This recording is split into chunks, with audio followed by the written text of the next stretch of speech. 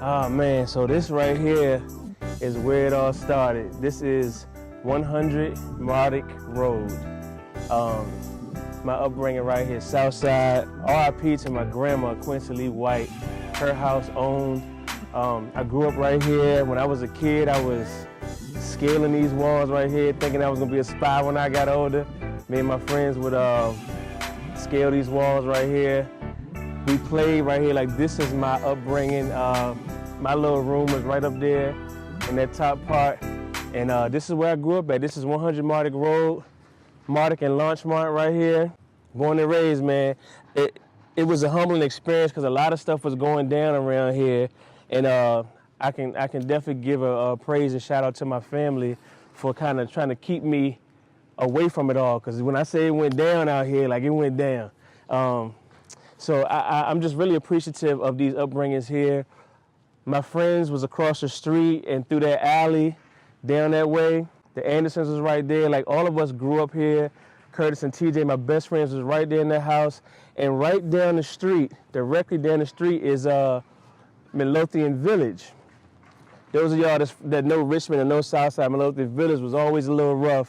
So we was right up the street. So, we was kind of getting some of the essence from that.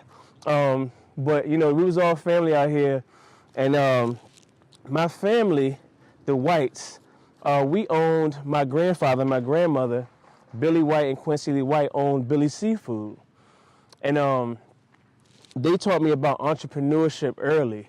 Like they owned a fish spot. It was 21st and Hall. They owned a seafood shop.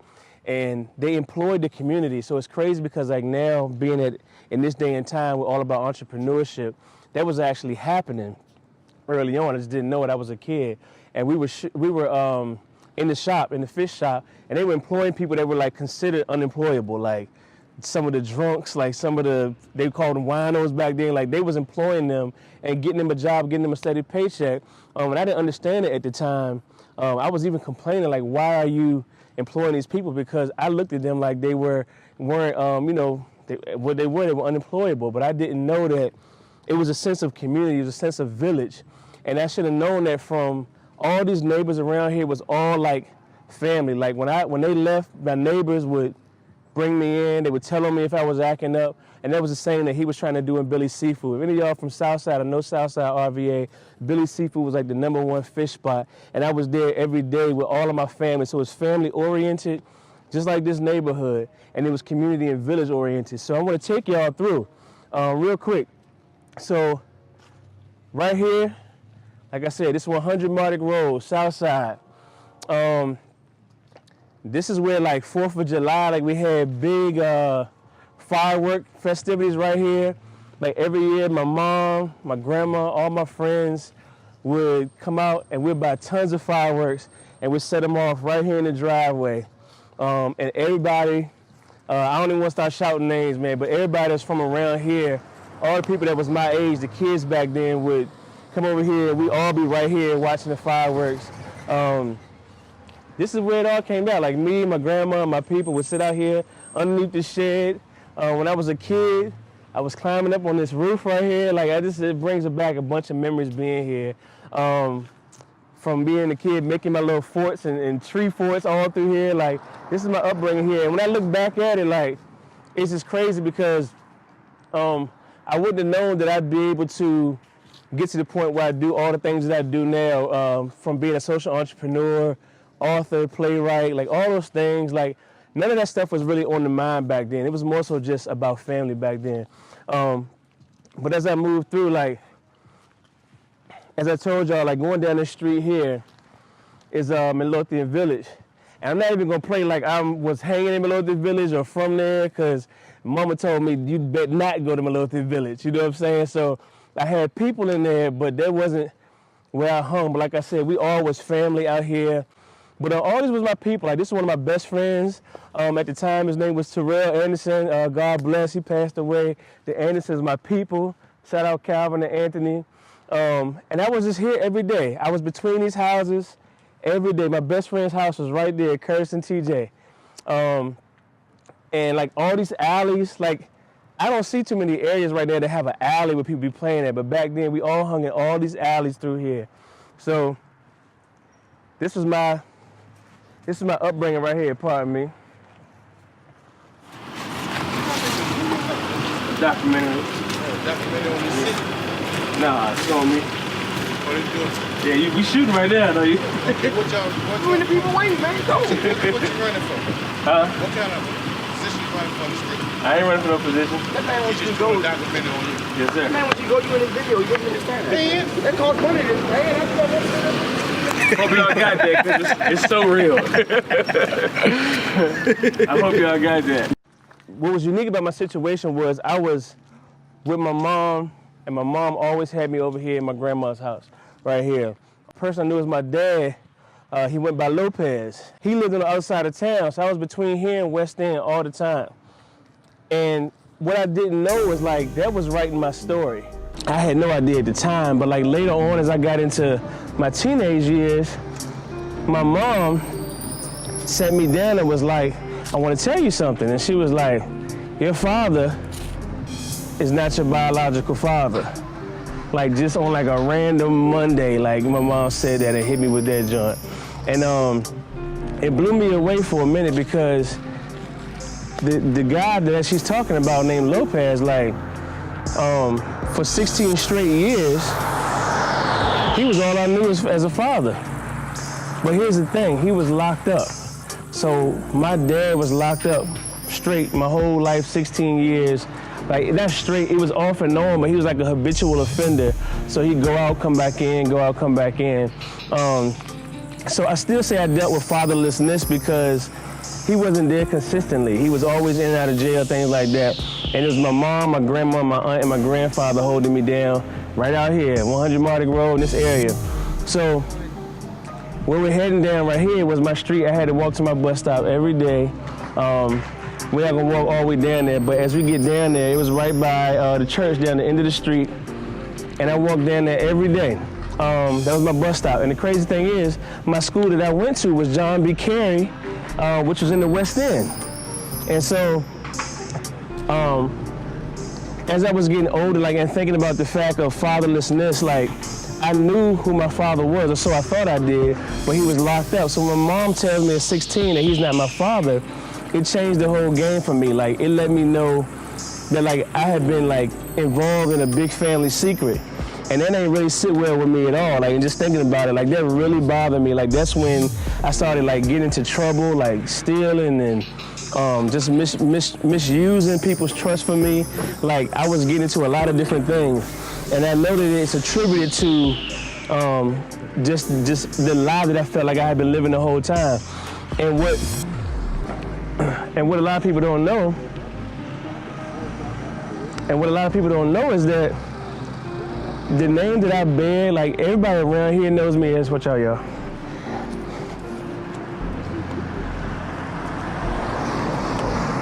The name that I bear growing up here was Vincent Lopez Mapp III. So everybody that's from around this way all know me as Vincent Lopez Mapp III. And why the name was Vincent Lopez Mapp III? Because I was named after the father that I thought was my father that was locked up. So when my mom told me he's not my dad, I'm trying to figure out, like, well, what, how do I have his name and all those good things? And my mom was like unraveling it piece by piece. And I found out that he's not my dad, so I went like low-key searching for him. But this wasn't a time when like Google was popping, so like you had to go to social services to try to find your dad. You asking questions to people, but that's it. Like, it wasn't that time. This is in like the mid-90s. And so I go on, finish through high school, but now I'm like a different man. Like, I don't know who my father is, and everything's questionable to me.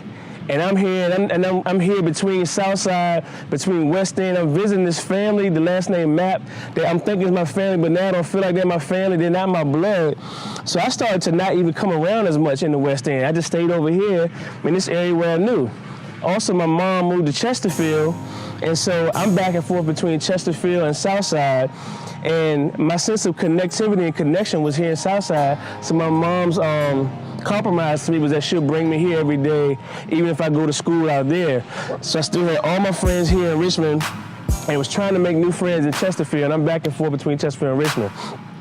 So that goes on through, like I graduated high school, Chesterfield High School, Meadowbrook High School. I go up to Norfolk State, and I'm still dealing with this thing of I don't know who my father is. All my mom told me is that my father's name is Chris Anderson. And when she told me Chris Anderson, like I had nothing else. Like I had no other family members to meet or nothing like that. So I'm trying to research who Chris Anderson is, who's Chris Anderson. I'm looking him up, and there's like a million Chris Andersons out there. So after a while, I'm like, forget it, I don't need him. Like I can survive without my dad because I did this far with the imprisoned dad that I had. But meanwhile, like I'm still dealing with like a father wound.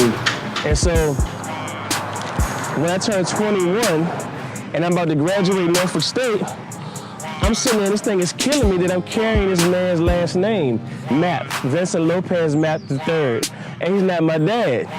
So what did I do? When I turned 21 and felt like I was an adult, to ease my mind, I went to the Norfolk City Court and I changed my name legally. So my name, I changed my name to Vincent Ellis White. And so everybody was confused about why am I changing my name. See, even though I found out that my dad was not my dad when I was 16, and my mom told me that, this was a family secret that nobody knew about. Nobody knew that he was not my dad. So she didn't want me to share the secret because it would shame her.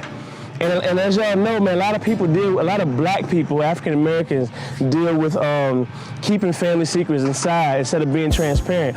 We're starting to change now, but this was back then, so she didn't want me to share that. So when I let people know I was changing my name, they screaming at me, why you change your name, why you change your name? The family on the Mapp side was really angry, and I couldn't really say why, but I knew I had to change my name to Vincent Ellis White. Ellis was my grandfather's name, all my family's name, and Ellis White reminded me of this area. Ellis White reminded me of my family that I knew was my blood. So I changed my name to Vincent Ellis White. And that was at the age of 21. And when I changed that, I thought that was gonna change my whole situation. Changing my name to Vincent Ellis White would mean I no longer was dealing with fatherlessness. No longer dealing with, I don't know who my father is. No longer dealing with having an incarcerated father and the shame that came with that. But it didn't work. I felt better. I felt like that name belonged to me and I felt better, but I still had that father wound. I still wanted to know who my father was. And I'm still dealing with bouncing around, Southside, Chesterfield, West End, but I'm still trying to figure out who I am. I had graduated Norfolk State, got my degree in my Vincent Ellis White name, my new name, but something still was missing. And so that kind of birthed my journey to like starting to be transparent. Like I started speaking to people about how not having a father affected me. But it wasn't like on the platforms that you all may see me now, like I'm on stage talking to hundreds of people. I was just talking to cats in college, talking to people in really small groups. Like, you don't know your father? Or, was your father there? And realizing how the things that affect me also affect other people. I didn't know what I was gonna do with that yet. And this is around like early 20s. But as I got older, and I found my father, and I'll tell y'all that story, later, how I found my father. But as I found my father, and I had matured, I had went and got my master's, started getting involved with mentoring and being a life skills coach. When I found my dad, that helped me out as far as my father wound, but I knew that it was more that I needed to do to assist like others that's dealing with fatherlessness. Like I said, everybody that I knew growing up was like single parent homes, so this was something that was normal. So I decided to write my story. Didn't know anything about writing a book, didn't take no book writing classes. I just knew that I needed to write my story because whenever I shared my story with people, guys and girls, they would start crying and they would talk about their own fatherlessness journey. So I decided to write Finding Chris, My Father. When I wrote Finding Chris, My Father, that changed my life. Number one, my life was already changed because I had just found my father. But when I wrote that book, my only goal in writing that book was for therapeutic purposes. I wanted to show my son, who at the time I wrote that book, my son was like 2 years old, 3 years old. I wanted to show him that you can overcome something like this, and I wanted to be therapeutic for me. But I felt like God had a bigger plan in mind, like a more divine plan, because when this book got in the hands of everybody, guys, girls, older, younger, activists, like people that weren't involved in anything. It didn't matter what category they fit in. They could relate to Finding Chris, my father. My book talked about domestic violence. My book talked about bullying. My book talked about growing up right here in Richmond, VA, before it was ever RVA. My book talked about growing up right here, 100 Mardic Road. My book talked about my grandma, the importance of your village, your grandma being involved, your grandfather, but it also talked about like family secrets. But the thing is, I think me writing that book really birthed like my speaking ability. Me writing that book birthed me being willing to be more transparent. And that book also birthed like a lot of people to be able to understand that it's okay to embrace the things that you're dealing with. I had what's called a father wound for a long time. And once I wrote the book, Finding Chris, my father, like the news got a hold of it. The book was going crazy. Like everybody was asking me for speaking engagements. And I actually turned the book into a traveling stage play. And so like, it just was crazy because none of this was my plan. I just wanted to help people deal with not having a father because I knew how it affected me as a young black man. And after I started like doing speaking engagements left and right, I remember I used to be scared to death of like doing speaking engagements. Like I would get up in front of a crowd and my hands would be shaking and I would be like real nervous. And next thing you know, after I've been doing them back to back to back, speaking at schools, I spoke at Norfolk State, spoke at VCU, spoke at my alma mater, Meadowbrook High School, spoke at elementary school, spoke everywhere. I became a natural at it because I was telling my story. And every time I finished speaking about fatherlessness, everybody in the crowd be crying as they learn about how I found my dad and the things I went through as a young man. And a lot of students, when I speak to schools, a lot of students can relate to it because 1 out of every 4 family or household deals with fatherlessness. That's 1 out of every 4. And so when I speak to students, like students will come to me after speaking engagements and talk about how they felt like I told their story. And so I learned about being a good speaker. I learned about business because after I started speaking for a while, I started to learn how to monetize those things. And so even though I wouldn't like wish that on the worst person in the world as far as not having a father in their life, I know that that was for me and to be able to be a vessel to help others because I tell their story through my story. I taught people how to turn it into a business. Like I have an LLC now. I've learned how to monetize it and be able to get paid for different speaking engagements, things like that. I've done like professional development for places, and it's all centered around my pain. People always say turn your pain into like passion and like tragedy into triumph. Like that's my life story. But it started from being here every day, and the thing is I didn't know the things that the turmoil and the things I was dealing with because I had a strong family unit. In this house every day, my family basically like put their arms around me figuratively and like kept me from all the things that was going on around here. Like it was crime happening around here.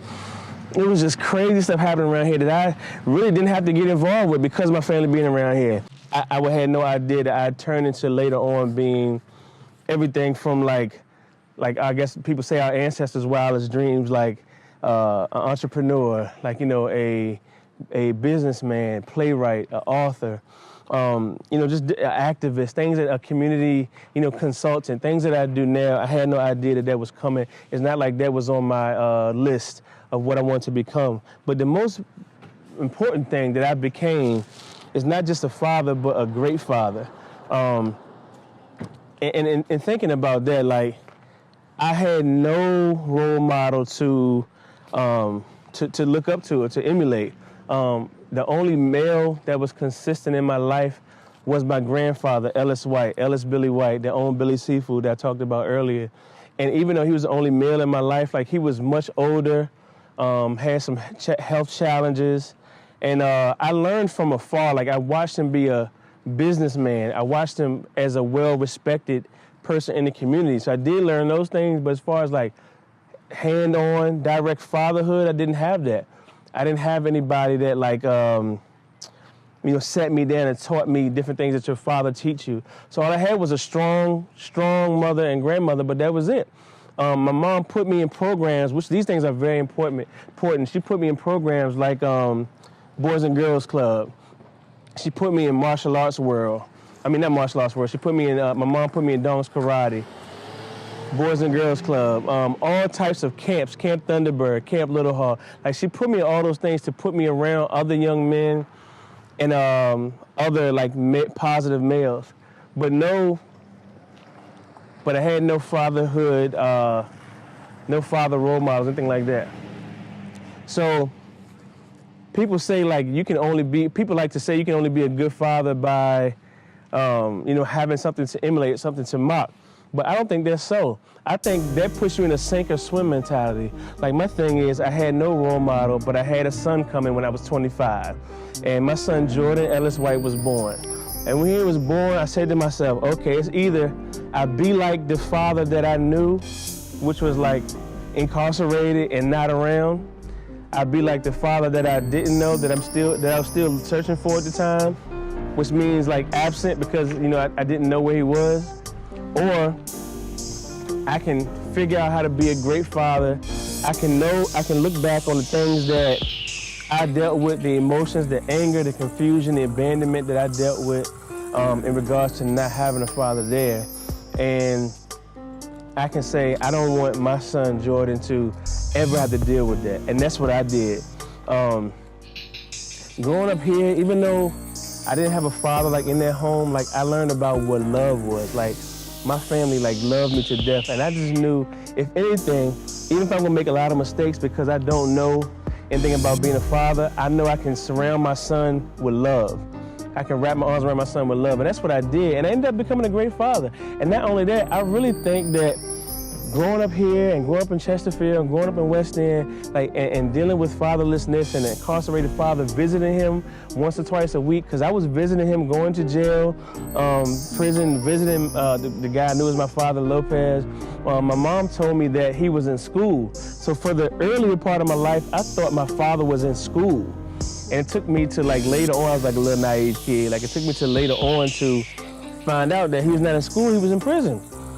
And dealing with all those things, even though I didn't have a positive role model, all those negative things, all the things that I was missing, led me to become a great father for my son, Jordan Ellis White. I'm just thinking about it, my son, all he needed was love, and that's the one thing I wanted to provide for him.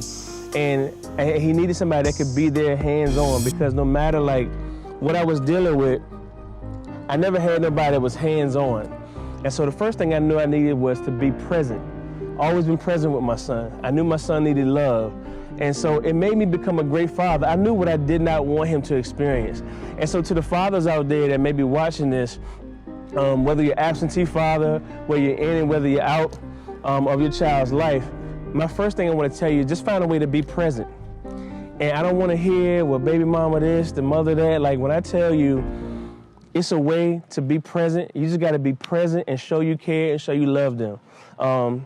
When I do this fatherhood series and I do Walk Your Kid to School Challenge, I do fatherhood, different subject matter, things like that. I tell people I've been through it all, whatever you can think of. I've been through custody battles with my son, over my son, for many, many years. I know what it's like to be stressed out dealing with custody battles at work, stressed out. I know what it's like to feel like the judge don't hear you. I know what it's like to feel like all you want is time. I know what it's like to deal with child support. But you know what? All through the way, no matter what was going on, from his birth to now, I've been there every step of the way, no gaps. And that was the one thing that I was missing growing up.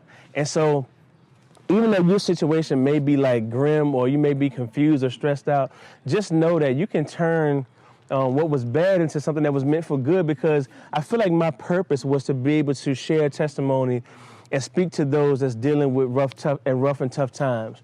And how else can I speak to somebody that's dealing with tough times than to come from being in this home, being split up, being broken up, dealing with abandonment, dealing with confusion, being bounced around all the time, Richmond, Chesterfield, West End, being told that the father that I knew and loved and was embarrassed about and was angry at times was not my father, after me knowing him as the only father that I knew for 16 years.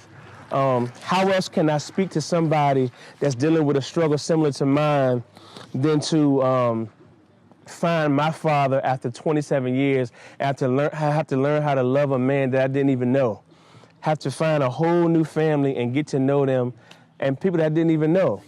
And I think that I'm able to shine a light on family and fatherhood and things that are positive, like healthy families, is because I grew up with a healthy family in this home. Had I not grown up with a healthy family, I don't think I'd be as passionate about the things that I'm talking about and I'm involved with now as I am today. No, that was a lot. That's the upbringing. The upbringing is very intriguing and encompasses a lot, but that's my story.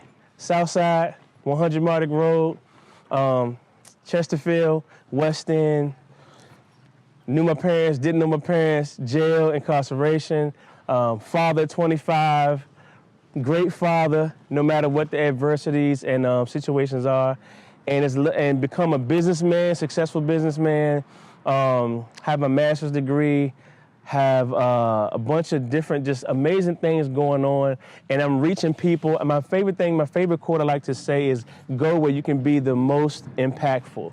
And whenever you need a quote from me, or whenever I'm speaking anywhere, I'm gonna say, go where you can be the most impactful. And so that's why I'm here in this neighborhood. That's why you see me at schools, anywhere I can be, touching the youth, touching parents, because I have to go where I can be the most impactful. And so with that said, this is the Vincent Ellis White story. All right, what's up everybody? It's your boy Vincent Ellis White, and I'm excited because I have my new bride, my new wife. We 2 days in, y'all. 48 hours, I still got the ring on.